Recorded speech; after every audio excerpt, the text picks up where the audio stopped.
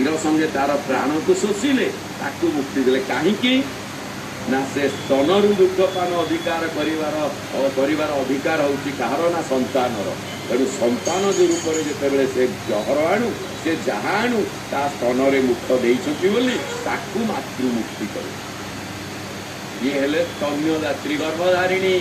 जे गर्भरे धारण करिसंती पुणी भक्ष्यदात्री जे भोजन देइछंती गुरुपत्नी सर्वप्रथमे माँ एवं इष्टपत्नी बड़ मानकर जो झील पत्नी से माँ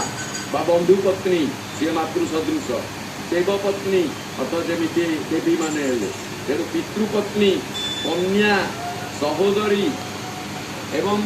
पुत्रवधू मातामही पितामही भ्रातृजाया कहले भाई बोल एवं मातृस्वता एवं मातृरानी ये 16 जन होती आमर मातृ सदृश एमानंकु आमे मातृवत ज्ञान करने आवश्यक। 16 उपचार आज माँ 16 दिनात्मक पूजा 16 उपचार रे पूजा ये जो 16 उपचार आज ये माँ बाटम माँ पाखे नवरात्रि समय वैदिक श्रोत्रिय ब्राह्मण मैंने नवरात्रि पालन करती होम यज्ञ ये सब होता है ये चलो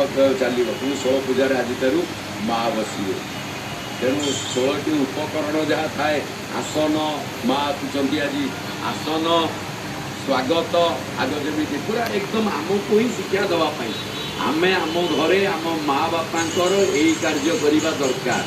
माँ आमको यह शिखौती